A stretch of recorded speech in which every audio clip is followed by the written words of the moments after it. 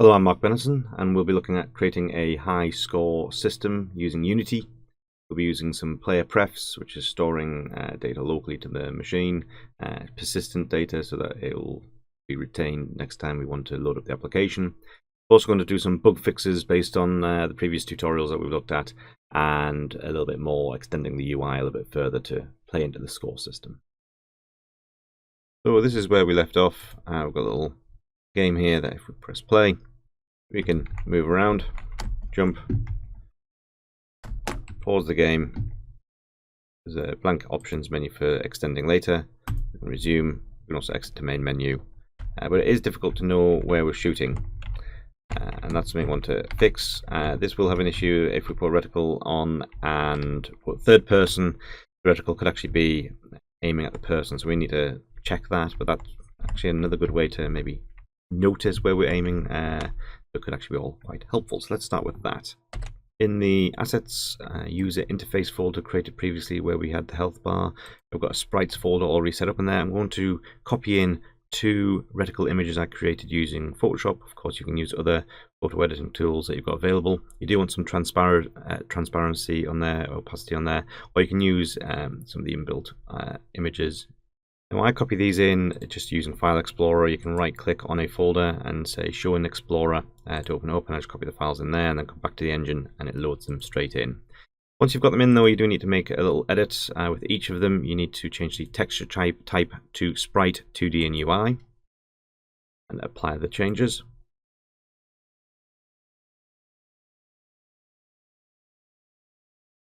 Next we can go into the canvas. And on here we can right click and say we want to insert a UI image. We'll call this the reticle. And then we can drag in our chosen reticle. I've got 2 options here. I'm going to go for the reticle 2 into the source image property of the image component. So this is the component here, this is the property. And drag that in, and we should have a reticle game object. And then we need to position this appropriately. And it's already centered in the canvas, we can see here. You can't see it here unless we go 2D mode, and then zoom in on it or zoom out on it to see how big it is. It's obviously far too big. Now I can set native size of mine because I set it a size I was happy with, which is 21 pixels by 21 pixels. But if you want to make it bigger or smaller, by all means do. I've got my canvas set to scale with the screen size, so if the size of the game screen enlarges, so should the reticle, so it shouldn't get smaller with high resolutions.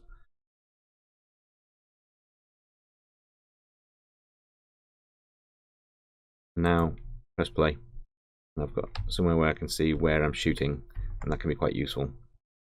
Again, first person, you'll see actually it's aiming typically on top of my object, on top of my player object, so that's going to be interesting and useful to know, and it might mean that if I'm not shooting correctly, maybe I'm shooting myself. Also doesn't look right, so again, useful to know.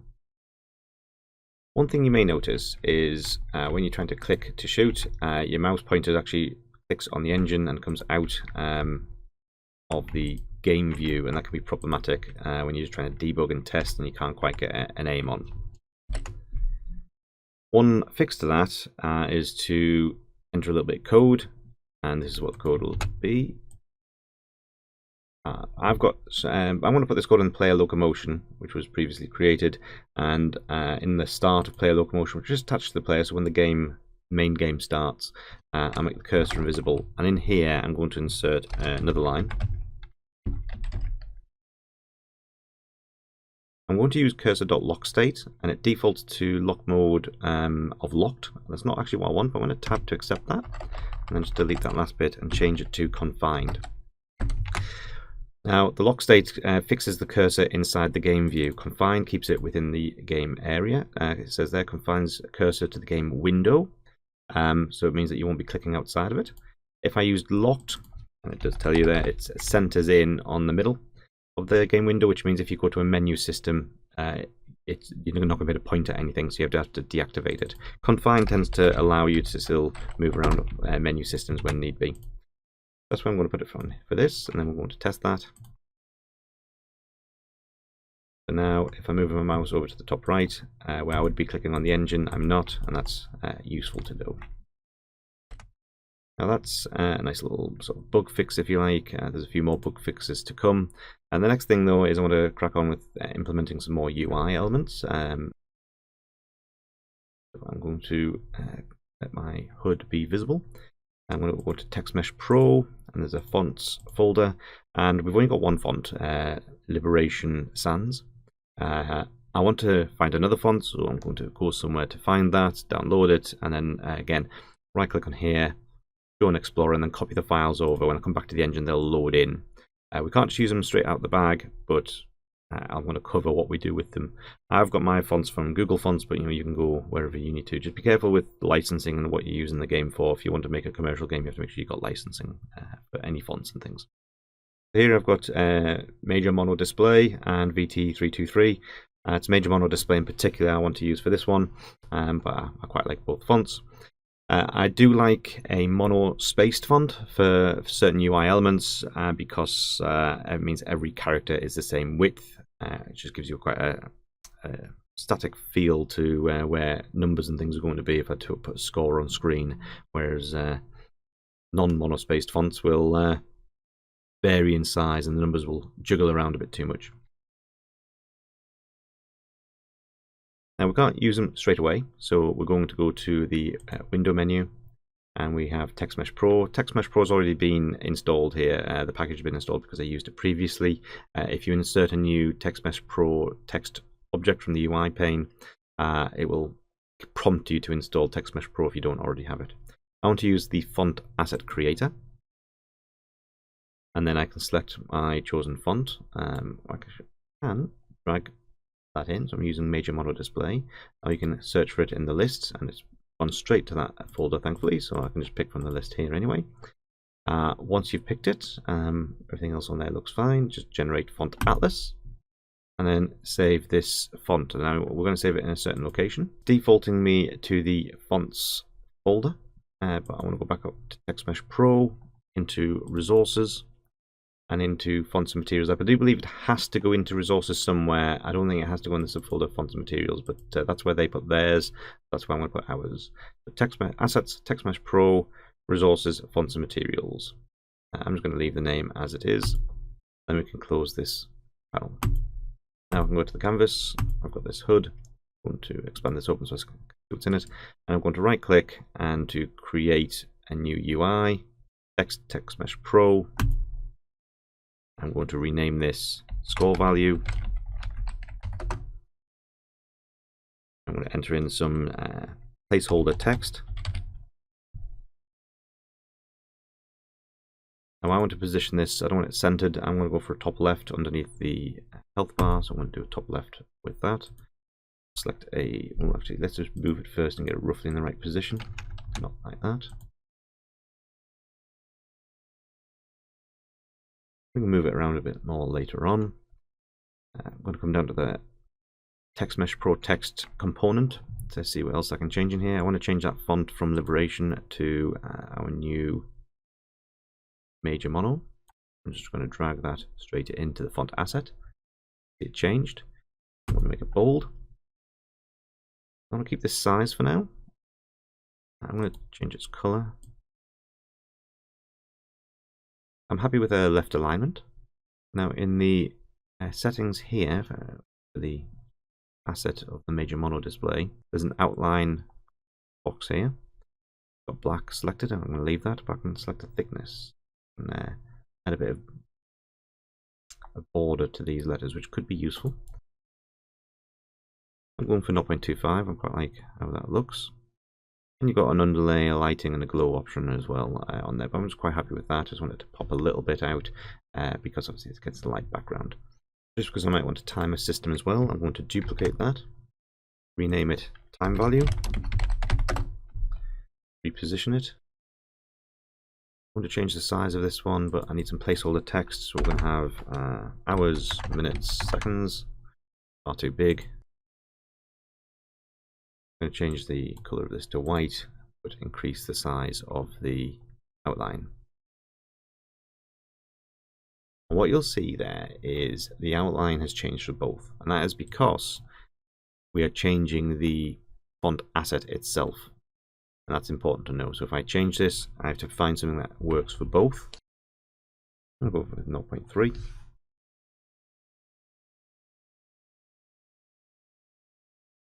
I've had a bit of a play around with the font. Not overly keen on it right now, but I mean the only way to really test it is to fully maximize the screen and have a look, and then you've got to consider, well, is it always going to be on a bigger screen? Is it going to be on a mobile phone? So you really need to play around with that and get it right. What I should probably do is create a duplicate asset and have one with a thicker outline, but I'm not going to go to that extent for this tutorial. Next, I'm going to create a game manager object. I'm going to my player sandbox scene. I'm going to game object create empty. I'm going to call this game manager, and I like my game manager to be higher up the chain here, so I'm going to put it right at the top so I can always find it. Currently it's just an empty game object, but we're going to do something with it momentarily. And I'm going to create a game manager folder, and inside that I'm going to create a scripts folder. Now we need two scripts. So the first one, game manager. You notice the icon changes with the game manager. Unity recognizes the name and actually changes the icon from the standard into this little cog. And I'm also going to create another script called UI Manager, and this is to demonstrate some design patterns and separating some logic out as well. I'm going to start with the UI Manager. I'm going to use this to control components within the UI. I don't need the update. I do need the start. I'm going to get rid of the comments. I need to be able to pass into this the two text values that we've got on screen, the two text objects. They are text mesh pros, actually text mesh pro UGUI objects, and if I select that, it should include using TMP Pro importing that library in because it's needed. If not, you'll have to insert it manually, otherwise you'll get errors. I'm going to call this score value, same name as the text field that we've got, but this has a lowercase s because it's a field. I'm going to serialize this.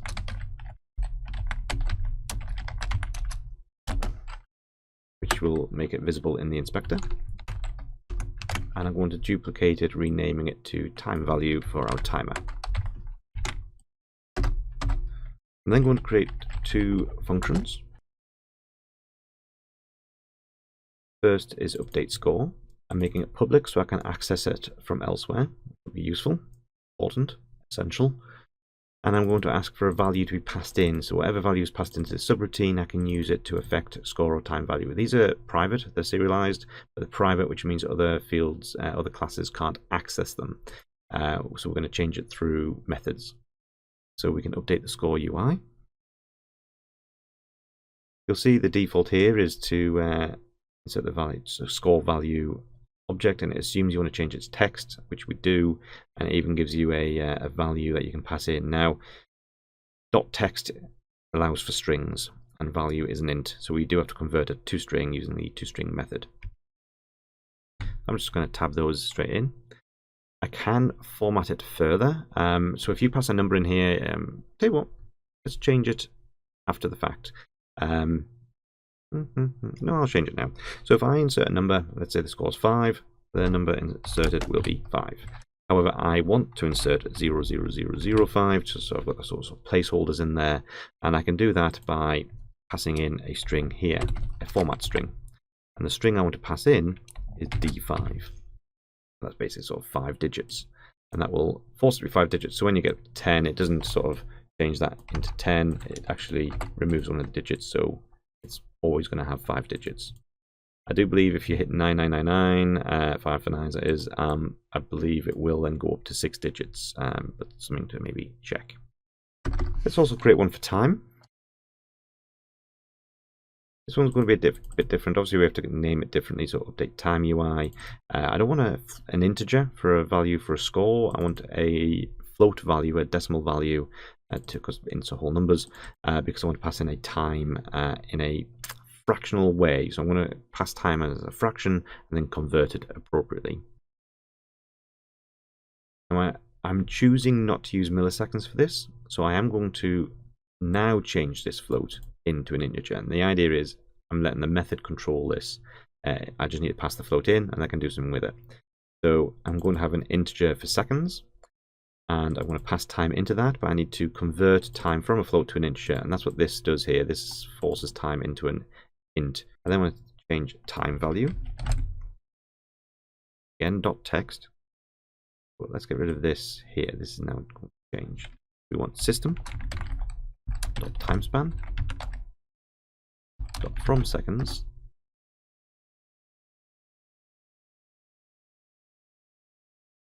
Here we go. So we need the timespan function. It comes from system. I can import system, and then timespan knows where it's coming from. It's coming from there. Timespan, I believe there's a couple of places that it can come from, but system's the one you want it to. So you can either hardcode it straight in system.timespan or import system in. Because these aren't being used, I'm actually going to delete them. They're grayed out, and if they're grayed out, they're not being used. So time value.text timespan, we're using the from seconds, where you pass in a value. It says pass in a double value. We're passing in the integer, and we're going to convert that value of seconds into hours, minutes, and seconds. You can imagine if it's 60 seconds, it will show up as 1 minute.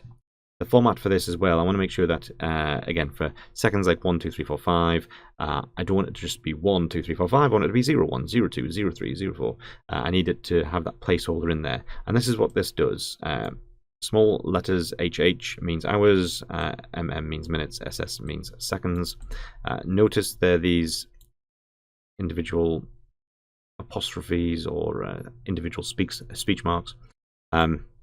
They are encasing the colons for a bit of text formatting. They're not wrapping up things like here. This is not wrapping the M, actually wrapping the colon.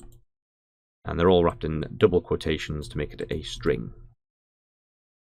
One more thing, when this runs for the first time or gets set up for the first time, I want to affect the UI straight away. I want to update the UI. I'm hoping it'll update with the values of 0. I'm not going to hope, I'm going to force the values of 0. I want the score to be 0, and I want the timer to start at 0.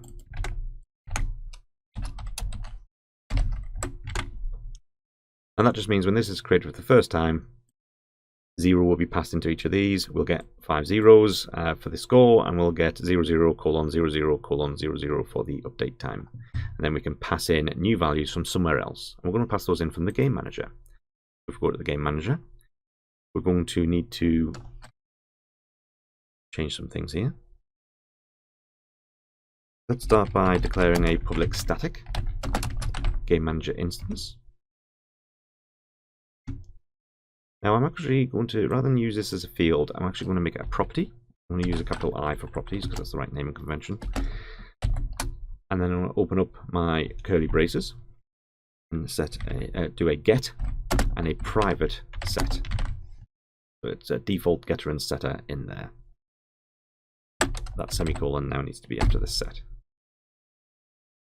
So that is going to set up our instance. We can get this and it can be privately set internally.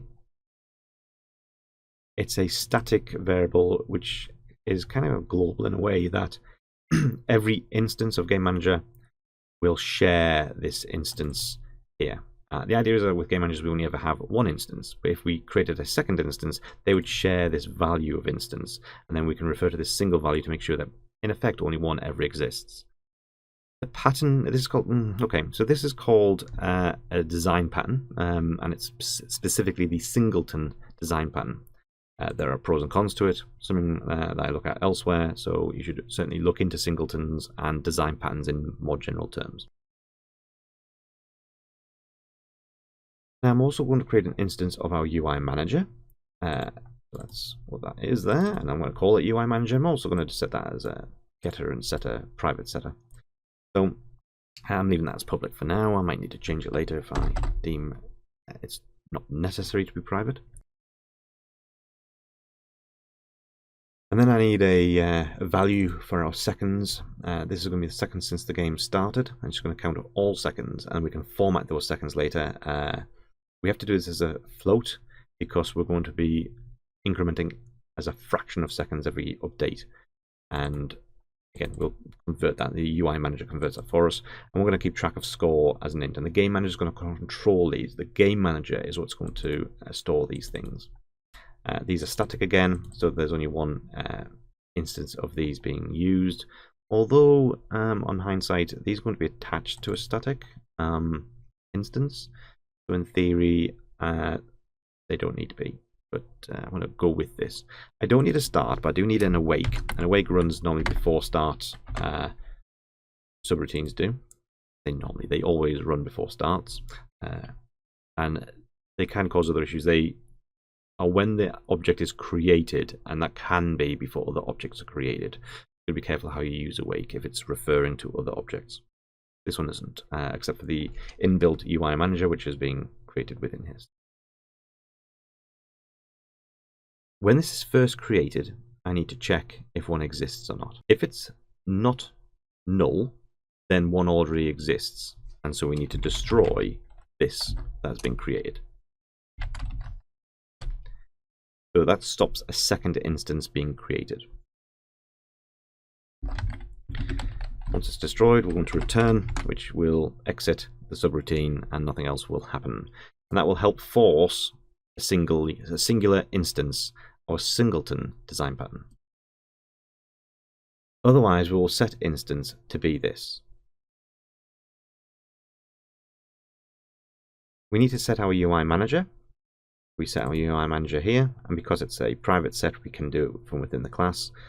This will look for the component of UI manager. So if I don't have a UI manager component, then this won't be set and we'll end up with null values. I can choose to use a require component. By inserting this, the UI manager should never be null. If I drag a game manager script into an object, it should automatically insert a UI manager if one does not already exist. And it just forces those components to be together. So I'll throw that in there because that's useful. Now I want the seconds to increment up periodically. So I'm going to have the seconds start, our float value, which starts at 0, to add on to itself. That's what this does, it adds it to itself. Time.delta time. And time.delta time are, well, it says there, the interval in seconds from the last frame to the current one. So it'll be how many split seconds since the last frame.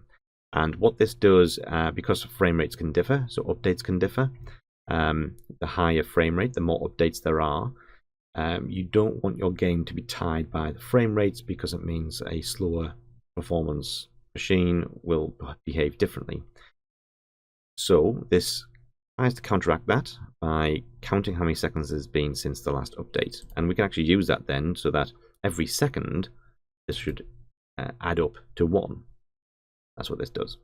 Of course, we'll pull the fractional part of it to just have whole numbers when we pass it into the UI manager. Now we can refer to our instance. And because this is an example of the class, we know it has a UI manager component, which we can get. We can also check on its update time UI, which is a public function within UI manager, the one we created, and we ask for a float value. So that will come into here. And it'll take that time, convert it into an integer, and pass that integer into a hours, minutes, and seconds format. And it'll do that every frame that this is active. I made score a private static integer, and so I want to use a public static string function. So this will return a string value called getScoreText, and it's simply going to return the score to string. So it's going to return the score, but as a text value, not as a numerical value. And that's just how I've chosen to do it so that I can pull it into the UI easily.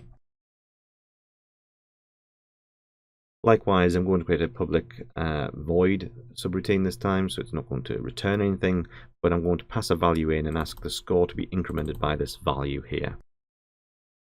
Every time I update the score, I should update the UI. I don't want the UI having to update every frame if the score is not updating every frame. So with this, I'm only going to update the score when the score is changed. We're running the update score from the UI manager, and we're passing in the score value. Again, the UI manager, running this one this time, passing in that value, and then passing that value as a string into score value text with 5 digits. You may choose to do debug log for debugging purposes. I'm passing in the string score colon and then putting a space in there so that the actual number will be separated. And then this is a concatenation, so it will append the score value to this text here and print that out in your console log in Unity. Just useful for debugging purposes, but you don't need it. I'm going to create 2 more subroutines. One's public. They're both static, both voids. Reset game, which we're going to call from, so we can call from somewhere else, and reset score. I'm going to start with reset score. Reset score should set the score to 0, so that assumption there is right. We can also take the same code here, the UI update score with the score, and we want to update that straight away as well. And you could actually choose to insert that debug log there too, so every time we change the score, we're doing that.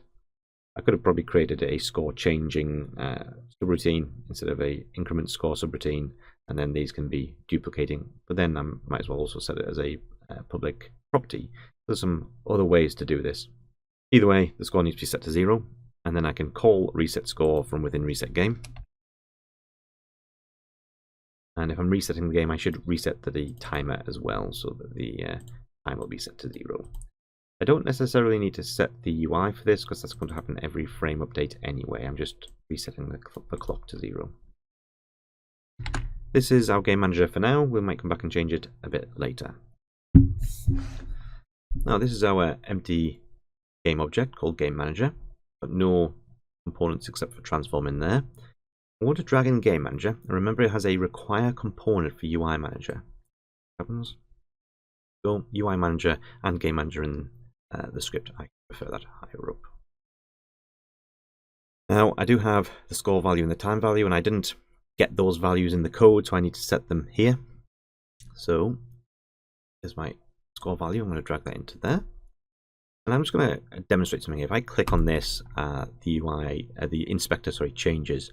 If that's frustrating, you can lock it down using the padlock. So I'm on game manager, click the padlock, and then if I click on other things, it doesn't change, and that's useful sometimes when you go back and forth. You can also get, if you need 2 windows open, 2 inspector windows open at once, you can open up a new inspector. Have one locked and one unlocked. You can also pin those in different places if you needed to.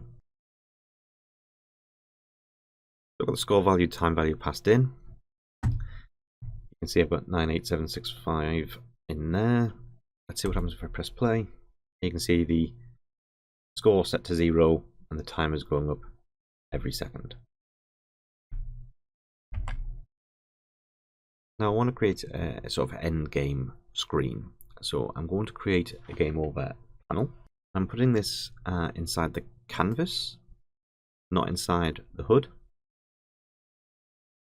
The UI panel. Calling it game over panel. Checking its indentation here to check it's in the canvas. It's not inside anything else. I'm putting it at the bottom, which means it'll overlay on top of everything else. Or alternatively, what I could do is delete that, duplicate my pause panel, rename that game over panel. By duplicating it, I can choose, I'm not going to have a resume button or an options button. I can keep the exit button, which should still work as an exit button. Create a duplicate. And it keeps that grayed out view as well. I need to delete the options menu panel. And always check over your scripts and things and your components and make sure there's nothing that you might have forgotten about in those. I think I'm quite happy with that as it is. It will have to be made invisible when you're ready to play. And now I'm going to insert the UI object. I'm going to expand this HUD, duplicate the score value, drag that into the game over panel, call it score value, have the exact same name, but position it central. This text isn't center aligned, so I'm going to do that with it. I can choose to make it bigger, smaller as I see fit as well. So obviously we can take center stage more now. I think that'll do. If you created this from scratch this time and you want to set up your button, remember that you may have created a user interface, prefab, a menu system, prefab, menu button. You can drag in, rename as well and use that. Now, a few little scripts we need to run here. We're going back to player locomotion. And when I set the cursor to false, visible to false, so the lock state to be confined, I can also choose to call upon the game manager and say reset game. Now, notice I didn't have to call it in any other way. Game manager is a class. I'm not going to any specific instance. I'm just calling the reset game function, and because it's a static function, I don't need to refer to a specific instance of game manager. Just go into the script. If none exists, then what will reset game do? It'll still try and reset score, but of course one should exist because one should have been created on the start. Otherwise you'll get an error, and then you can ensure that you have a way to create one if one doesn't exist.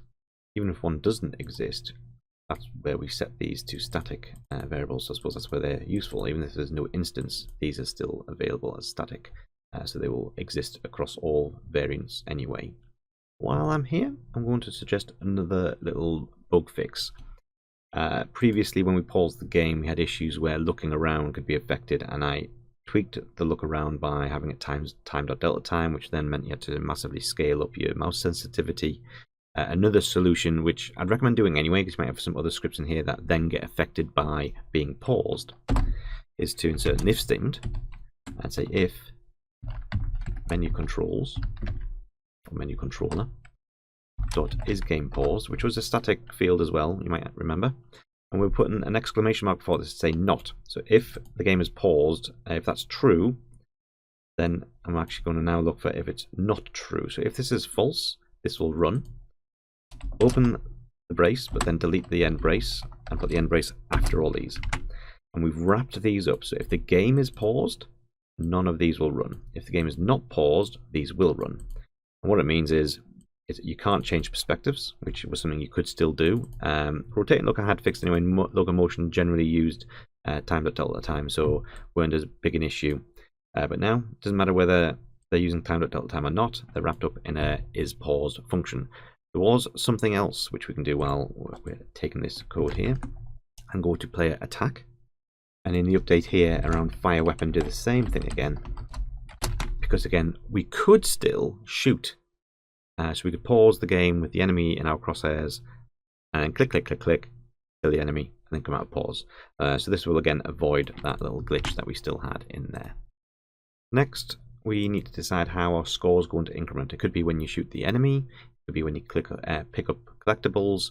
For all intents and purposes, I'm going to do this on collectibles. Our item system had a script for item. And in here we had a use property that would destroy the game object. Before I deduct a quantity, I'm going to again run this game manager and ask it to increment the score by a value that we can set. I could hard code it here, but I'm actually going to call a field called point value, which doesn't exist yet, and create that. I've got public int point value. I'll give that a default value of 1. We know it's definitely got a value there because I would otherwise have to go in the inspector and set them all. So that should increment by 1 value, and then this will increment up by that amount. There's no error there anymore. And that's when you use it, when we get to the point of actually drilling down into use, because we had certain things that if you interact with it and it gets stored, it won't do the same thing. Now to test this, once again, I have to disable the game over panel. What I'm checking here is that I can go to these objects, pick one up, and the score goes up to 1. Oops. Focused in on the cursor there. So I can pick them up.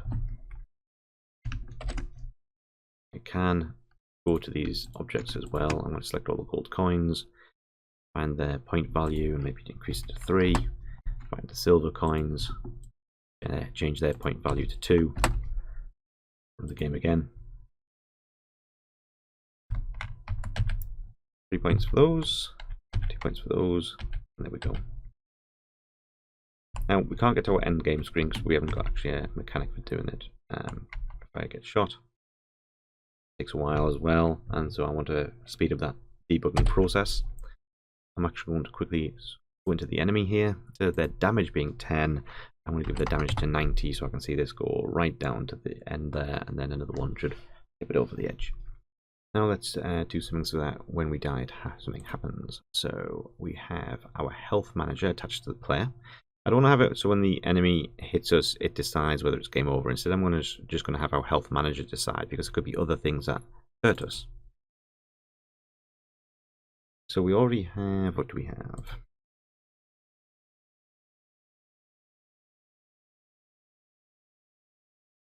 Got our code here to say to do game over, you died. Won't have to insert something in there. Freeze. I'm going to create a subroutine for this. Just a private one. We'll call it void on death. And then I'll call on death. Yeah. I suppose that to do is no longer to do because we're doing it now. I'll leave game over in there as a debug log.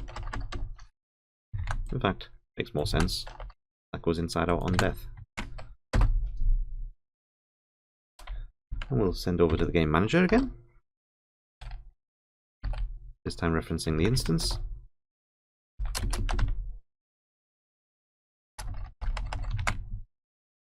Now I need to create a game over script in that too. Back to game manager. Add in a public void. Game over. Time.timescale equals 0f. It's occurred to me I could set this as a static actually, but because I've not set it as static, we're going to call it from the instance in this case. But that's okay. Now we've got another issue. I need to set the UI, but I don't want to set the in-game UI. I want to set the game over panels UI. And whilst they're called the same, they are different objects. I'm going to pause here now. Come back to this. I'm going to go to the UI manager now. And I'm going to create a public void activate endgame. We'll pass in the final score for that.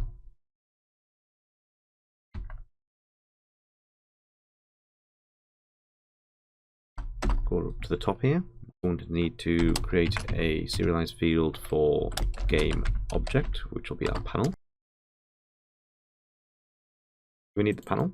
And within that, we'll need the score value, but the end game version of it, not the in-game version of it. Come back down here, and if we pass those in, we'll be then able to set our end game score value text. You can decide if you want to also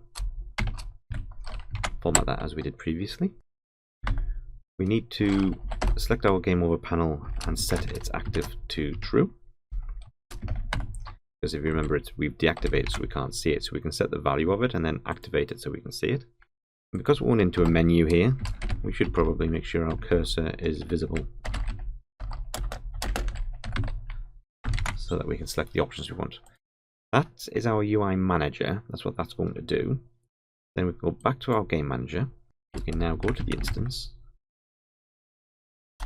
UI manager, and activate our end game, passing in the score value that we've got. Now we've got a game over method. We'll go back to our health manager and call in that game over subroutine. Game manager, and set the game over panel in, and then the score value within the game over panel. Well,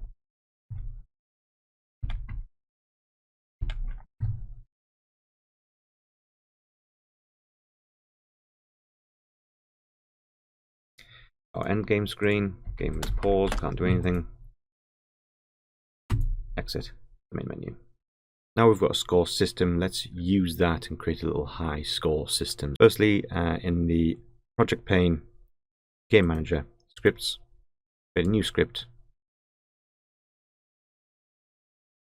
called high score system. Straight away, you can add this to your game manager. So it's on there, and then open it up. There's quite a lot to go in here, but I don't need the starting script. We want to start with a private class. As a class, it can be set outside of this class if you want to exist elsewhere, and you can make it public for that purpose.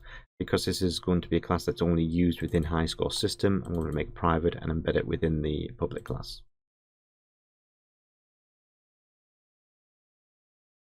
I've created a string and an integer. They are public, so they're accessible from outside of the class, so that the high score system can access them.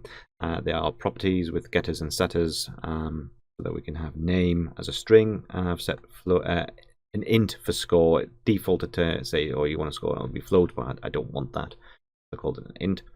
And then you'll notice, so it's called player score, and there's this public player score. It's not a void, so it's not a subroutine, it's not a function, it doesn't return any value. This is a constructor. It has the same name as a class. When a class is created, whenever this is created, I will have to pass in 2 values. I can use override so that there's a variance where it doesn't have to pass values in, but I always want a value in here, and it's going to pass in a string and an integer, and those are just fields that exist here, name and score, but they'll pass into our properties of name and score, whatever values are passed into here. So every time I create a player score, I need to pass in a string and an integer. I've put this so it's going to be at the bottom of the class, and everything else I'm going to insert above. So I'm going to create a list. A list is a dynamic data structure. That is to say, its size varies depending on what's in it. I prefer them to arrays 9 times out of 10, although you could use an array for this. I set the type of the list to player score, which is the class that we've got. So basically we have items in this list that can have a name and a score property. I'm going to call it high score list, and I have to instantiate it as a new list to get started.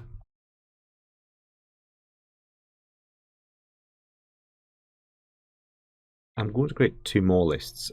These are serialized, so they're going to appear in the inspector. They're only used in certain cases for the high score. So I'm going to have the high score on 2 places, on the start menu and in-game. In-game, I'm not actually going to have access to this on my version. By all means, you can implement it on yours.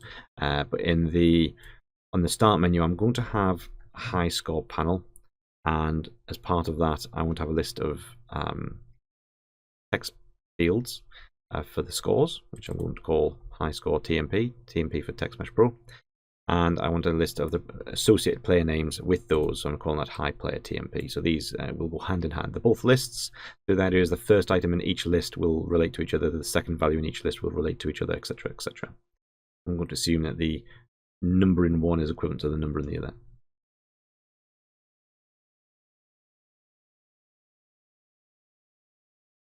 Now I've decided to use a function rather than a procedure to insert or do the high score system, basically to go through various parts of the high score system that we're going to have.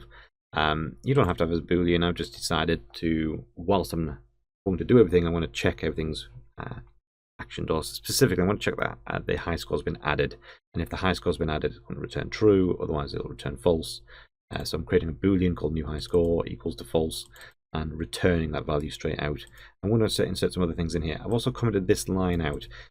This is useful for when you want to start your player prefs again to check your high score system. You want to delete everything, uncomment this line out on the first run through, and then comment it back out after that, so you can test your player pref system. So this basically will delete items in your player prefs. I'll come on to that in a moment.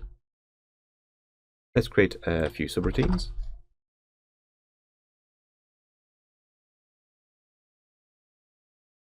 So we're going to load the high scores in. We're going to load them into the high score list.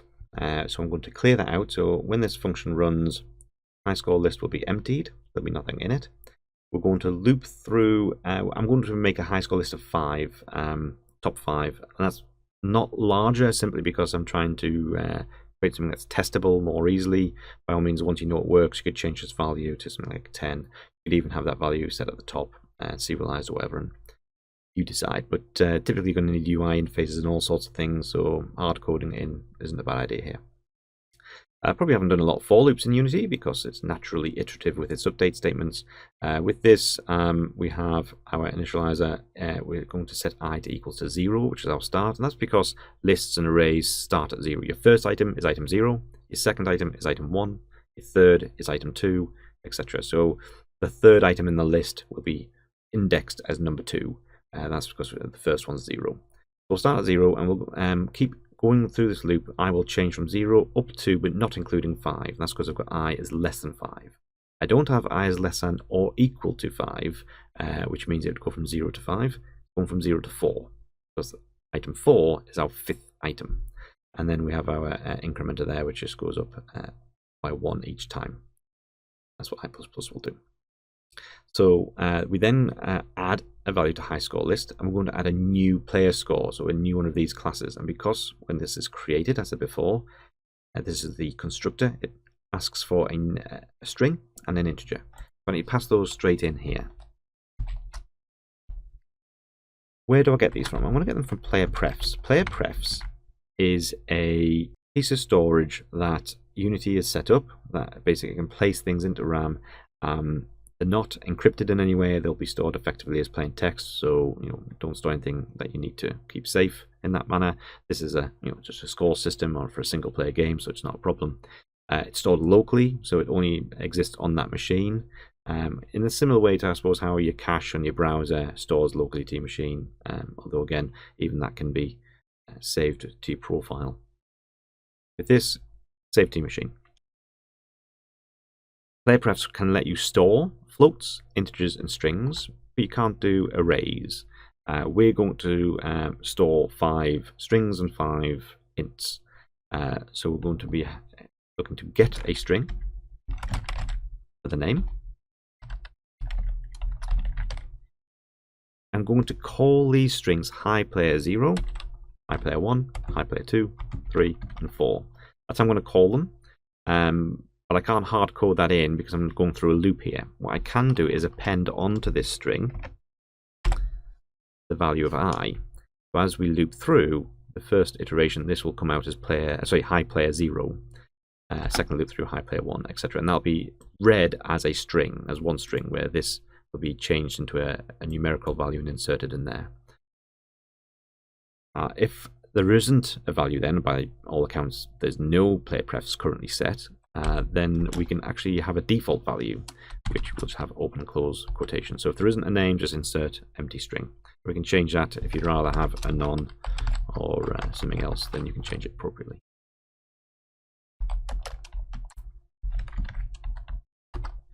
Our next, so that's we're passing in the name. Now we need to pass in the score, so hence the comma. We said that was int. And I'll call these high score.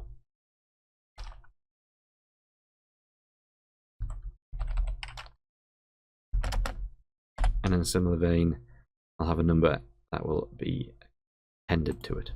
Because this is an integer, its default value will simply be 0. 3 brackets closing there because we're closing the getInt, we're closing the player score, and then we're closing the list add semicolon. If preferred for readability, because that goes off the screen, you can put those on new lines. It'll still be read as a single line, and that can be helpful for readability. For debugging purposes, you may decide you want some debug logs in here. Here's one I created earlier. So it's just to output what we're loading in. Now this line is a little bit more complicated. It's not a simple case of sorting a list that has multiple properties to it, such as a class like player score. It's not simply an integer, it's a class. But we can use this notation in order to do a comparison and do swaps as appropriate.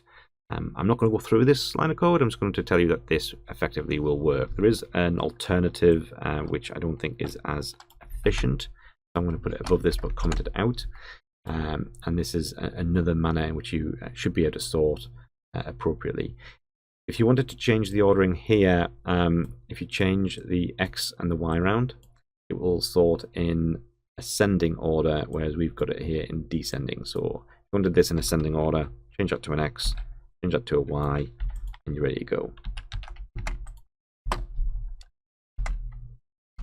Again, you can choose a debug log, which I've prepared earlier, but I'm going to actually comment these out because I'm pretty confident I've tried this before and it should work okay. So we've got a mechanism to sort high scores if they're not in order, and we're going to assume that they're not. A method to load the scores in the first place. We need a method to save the scores.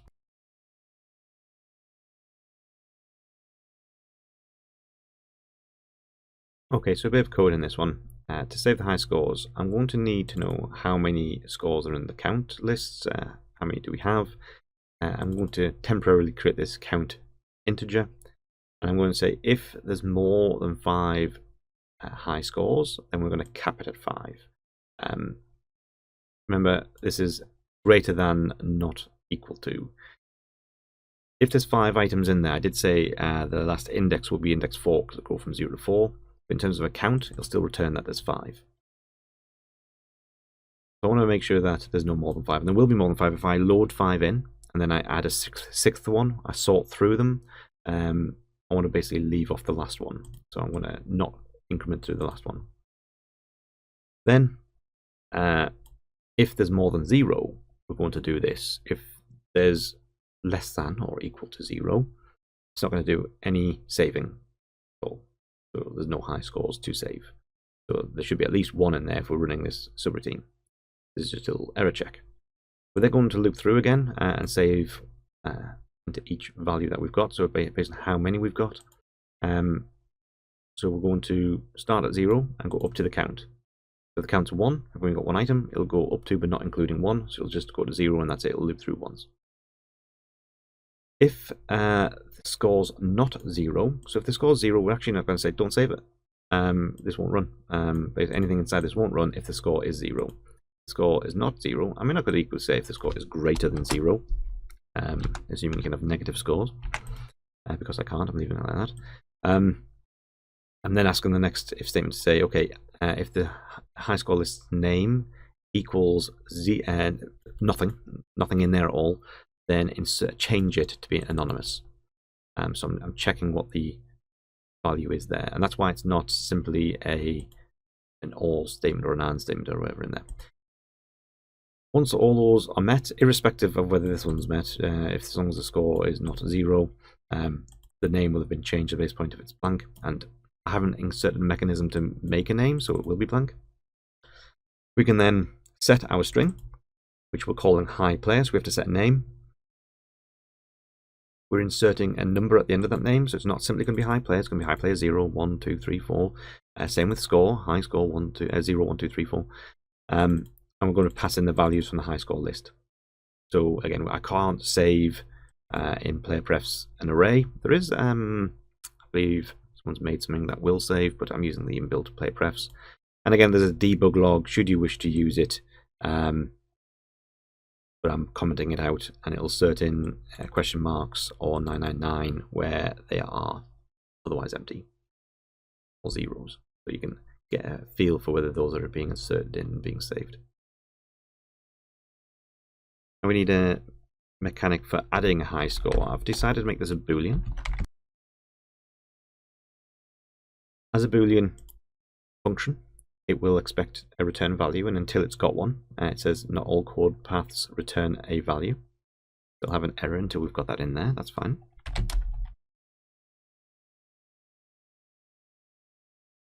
We want to pass in the string and an integer for a new name and a new score to be added to the list.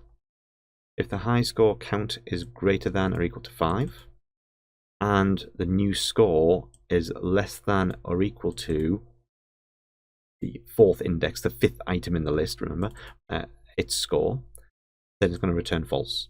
And what this is doing is saying, okay, if we've got less than 5 items, we can add this.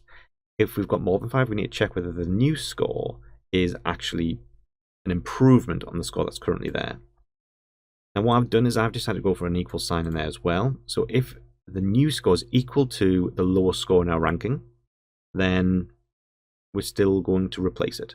So I'll allow you to replace the lowest score so long as you're the most recent person to get it. Now you have to decide whether you want that or you want the first person who got that score to be the one that recorded, which is typically how it would work. You can decide how you want it to work on yours. Return false will stop the function there and it'll be done. So in all other cases, I do actually want to add the high score to the list. And remember, when we add a new item, we have to insert a new player score instance. And we can pass in the new name and the new score values. We'll also return true for this, so this function, as we know, it's worked as well. Should we wish to check, we can still call this and not set the value anywhere, and it'll still run, whether we want to also know whether we've added a value or not, which could be useful for checking whether we want to maybe display a well done, you've got a new high score, or not show that, case may be. Now, making this public, I've called it Update High Score UI. Now, this is where I'm like, oh, should I not have put that in my UI manager? And yes, I should, but strictly speaking, I should probably have a separate UI manager for the start screen to the in-game screen, and this is based on the start screen. So, hey, I'm putting it here, and it's for you know, if you're making a fully fledged game, you'd have to tidy things up a lot more. The first thing updating the high score should do, and remember this is public, is load up the high scores. So we've got the latest. We're going to loop through however many scores we have. Now, I could use the list count. I've decided to actually use how many text boxes we've got instead, and I've gone for the player text boxes specifically. But I mean, as long as they are all the same, you can all, by all means, loop through the list. I suppose if you loop through the list, the problem you've got is, what does it do if there's only 2 scores in the list, but you've got 5 high score values? And this will, by going through the list, arguably, we can make sure we set all the text boxes, even the ones that don't have scores for them. I'm assuming that the player list is the same size as the text box list, therefore, you know, well, the text field list. I'm assuming we've got the same number of text boxes in our UI for players as scores, which we're going to have. We've got none yet, but we'll come back to that. While we're looking through, we're going to pull off the high score list value that's equivalent to the list value for the text boxes. So the UI elements, I have to insert those into this list in order, with the top one being 0 and the bottom one being 4. So I have to make sure I insert them in the list in the right positions. If I don't have a value in the list, then I will insert no text, or I could insert a none, but there isn't a none, insert it as blank makes sense. Or if the score is 0, I don't want to display a score either. I don't think we should record high scores of 0. So in either of those cases, we're just going to set the player and the score to be null, and nothing will show. Otherwise, we're going to set each of these to be whatever's in the list, the high score list, the player score list that we've got. And we're going to pass in the name or the score, which will convert to a string into the text values of those TextMesh Pro objects that we need to also set. So these are the serialized field objects we've got here, which we'll need to set as well. This won't be used. This update high score shouldn't be used in-game because these won't exist. It should only be used in the, when I say in-game, sorry, in the in-game screen, the player sandbox scene that I created. It should be used in the starts scene. That's the idea of this one, so that when we click the button, we can check the high scores. I want one more thing. I want to run a debug.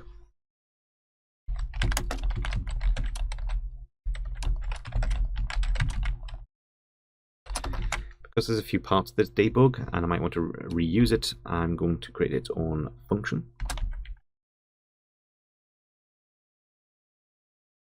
I'm separating this out onto different lines here for ease of display, really, and it'll work fine. I'm going to debug out whatever iteration we're on to, a colon and a space, and then the text high player plus a number, and sorry, I'm going to debug log the actual player prefs get string, for that value, and if it doesn't return 1, I'm going to insert question marks as opposed to empty, because it's for a debug log. I want to see that it would otherwise be empty, and I'm going to insert 999. You can set a better value than that to really show that there's an issue with the int, that there isn't an int being pulled in. So just for the debug log to show me something other than 0, so I can have a clear idea of what's happening. Now, go all the way back up here to that method we were creating, check high score. There's a lot going on here. I want to run the debug log on our high scores, and I want to do that at the beginning and the end, so I can compare what high scores are in player prefs before we start saving and after. I need to load the high scores, and after I've loaded them, I want to add the high score value using name and score. These are the values that have been passed in to check high score, which is public, so this will be passed in from somewhere else. I could choose, because I've made this a boolean on purpose, to pass that value out. This was a boolean too, so we can have our new high score being set for this. So we can basically determine, has the score been added or not, as a value of this, while also knowing that it's trying to run through. So we load the high scores. Say we've got 5 values. We potentially add a 6th value if it's should be within range of our top 5. But that means we've now got 6 values, and the one that gets added to the end. So we now need to sort them, so the newly added score will be sorted through, and the lowest score will be item 6, which we'll otherwise ignore. Then we can save these. And then we can do our debug log on what's currently in the play prefs and compare those to see whether it's changed how we expect it to. This long script here, over 126 lines of code, is now ready. Going back to our game manager, I want to be able to reference this high score system. I'm going to call high score system. I'm going to have it as a get and private set because it follows the pattern I've used for UI manager. In the awake, in a similar manner, I need to actually find this component and pass it in. So the high score system must be part of the game manager. And I could again use this require component, pass in the high score system. So one will be created if one doesn't otherwise exist. And then in the game over, we can go to our high score system and check the high score. Because I don't have a way to enter a name, I'm just going to pass in a none every time and then pass in the score value. This will return a boolean, so we can actually evaluate this and have this, check if this is false, then, or I suppose more, if it's true, show set active to an image that says well done, new high score, or some other display, and otherwise set it to invisible, or have it already preset to invisible so you don't need to do anything with it. So that's the game over. I should be able to test that works, but before I do, I want to go to our high score system and start testing that. No, do you know what? Let's test this first. So let's see if we get a game over screen.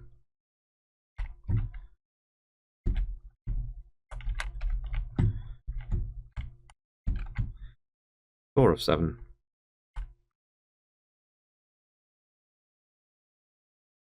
That is passed here. Go to exit. Stop running. I'll go through my debug log. I appreciate it's quite a lengthy one here. Go near the end. Player pref high scores. The one before it. So I logged twice. I've already got some logs in here. So this is where, because I've already got some in, I would go to my code. This is actually running off a previous version as well. That's interesting, right? So my player prefs, delete all.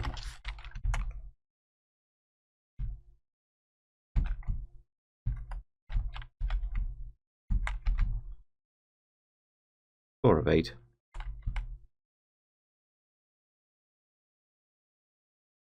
Score of 8.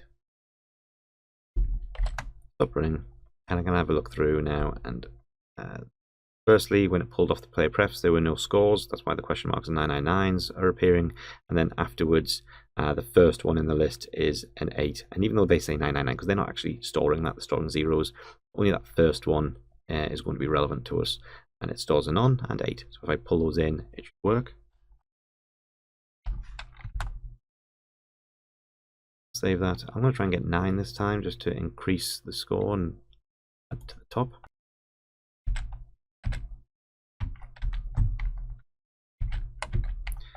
Score of 9, so this should beat it.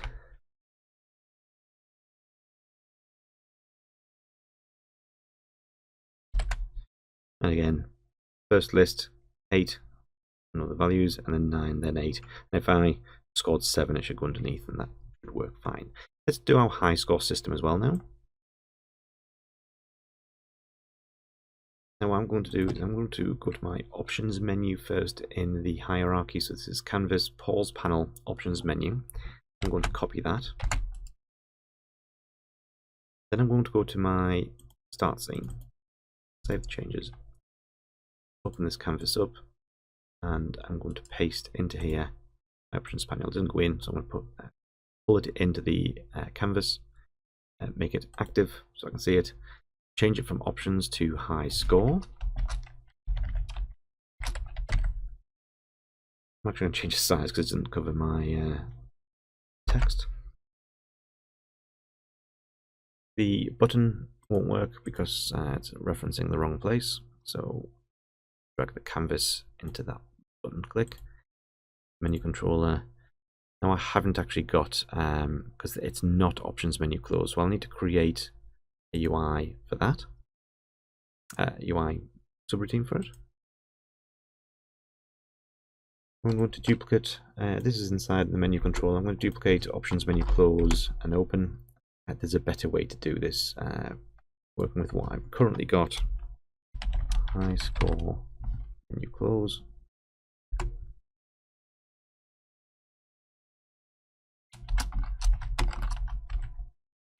High scores panel. And set that to false or true appropriately. For our canvas, high scores panel does exist, so I need to pass that into the high scores one. You notice the options menu doesn't exist and pause menu doesn't exist in this variant. This is where I say I should probably make 2 different types of menu controller for each scene.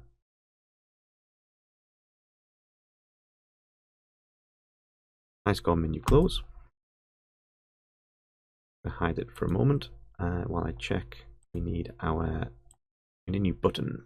I'm going to move the button down. Duplicated it.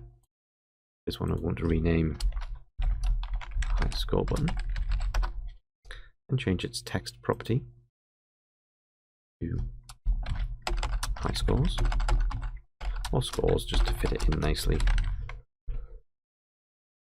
Go back to the button and then instead of menu quit game, menu high score open. Go back to the high score panel, make this visible. Let's create some text on here. Remember we're using text mesh pros.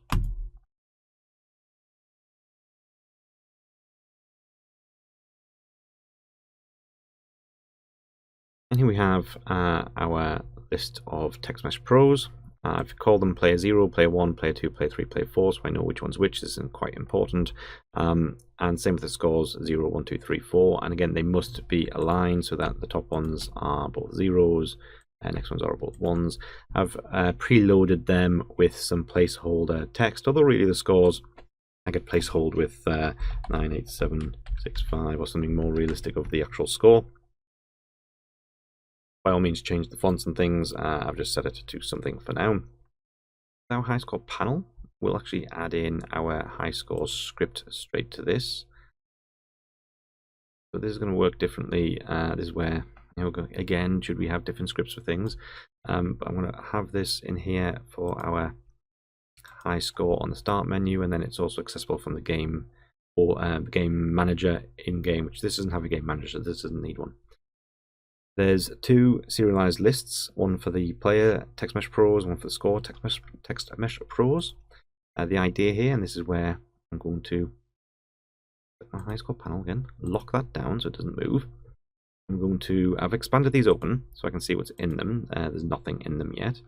I can literally drag in player into there and it'll drag it in. I can try dragging in all the players at once.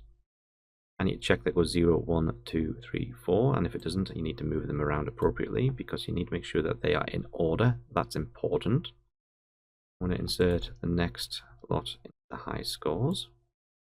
Again, what 0, 1, 2, 3, 4 in the 0, 1, 2, 3, 4 elements. That's right, so that's what I want.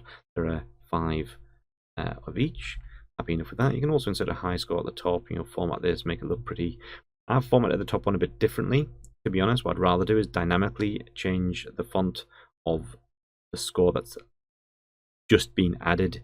Well, it depends. It might be nice when you add a new score, it highlights your score. I suppose it depends whether it's going to recognize that that's just after a playthrough, whether this is just from the start menu. Hey, it is what it is. This is hard set, so the top score will be formatted a little differently. I need to deactivate this panel. We don't see it at the start. When I open the panel, I also want to update the high score UI so that when it's open, we see those. So on the high score menu open, we know our high score panel because we've passed that in. We can get its component, assuming it's got a high score system component,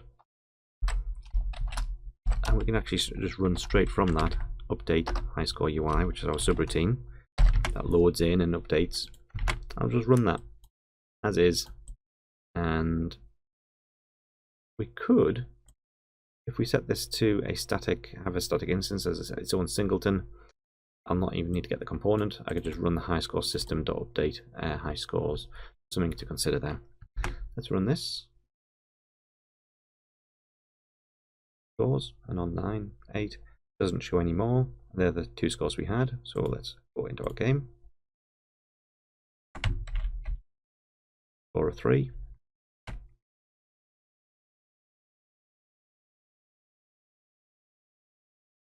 Scores, 3's been added to the bottom.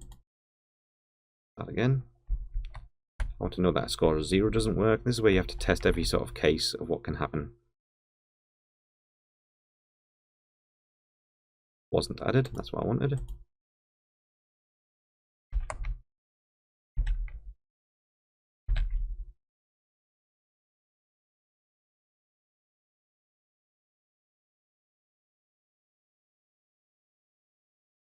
Second case of two values being the same.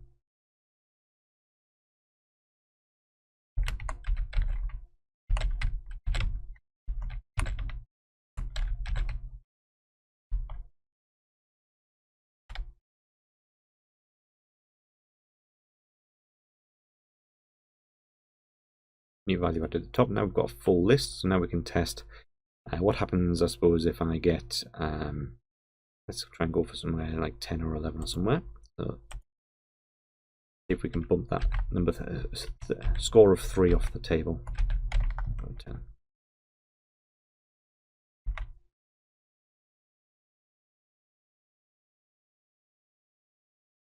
Ten's on there, 3's been bumped off.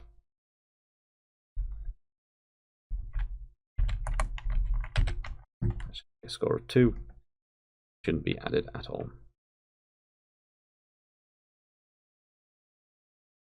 Added. So we've got a high score list. We could go away now and add in the ability to add in a name property as well, something that you can research and look into. But otherwise, we have a high score system that is added to our screen. We've got our UI, so we can actually see where we're shooting a little bit better. You might want to play around with the crosshairs so it's a little bit more refined, defined. Yeah, a little score system. You can also decide you might want to record times, or you maybe want to set that as your scoring system. Maybe you want to change it so that when you kill the enemy, they give you a score. You decide what works best for your game. Thank you very much. You may like to take a look at my other videos or subscribe to be notified of future content.